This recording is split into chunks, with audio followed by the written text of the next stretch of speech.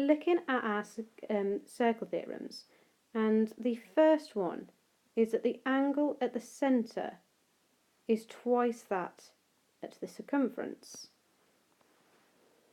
So just type that out.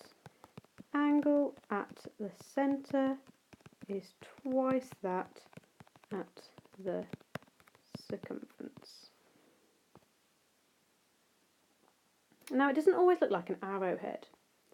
So imagine if I take the tip of the arrowhead and I move it so it's now over here. I'm going to end up with an hourglass.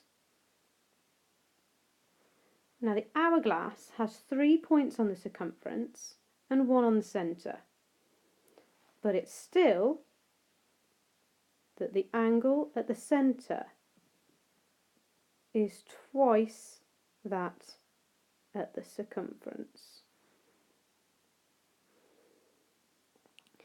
It may also be that you don't move the tip, but you move the 2 corners.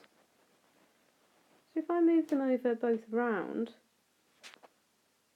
and I put one there and one there, I'm going to end up with a quadrilateral where 3 corners are on the circumference and 1 is on the centre. But again, the angle at the centre, which is the outside of the quadrilateral, is still twice the angle at the circumference. Our next circle theorem comes from this. If I think a straight line going through the diameter, well, that's 180 degrees. And it's still at the centre, so the angle at the centre is twice that at the circumference.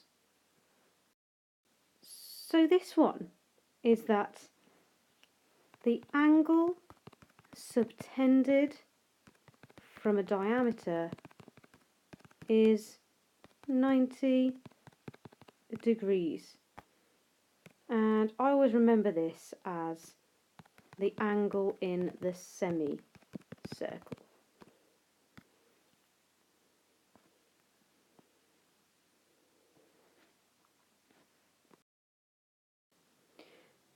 The next circle theorem that we're looking at is angles in a segment.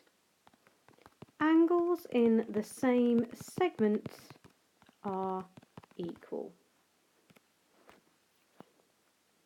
And what I mean by that is that if I cut a segment into the circle, and now this isn't splitting the triangles up, so you can't do this. You can't do that.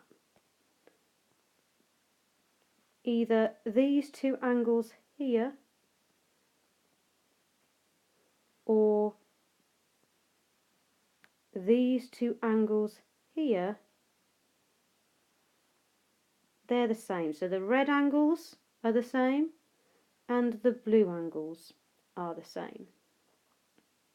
Now this is the other hourglass that I was talking about earlier.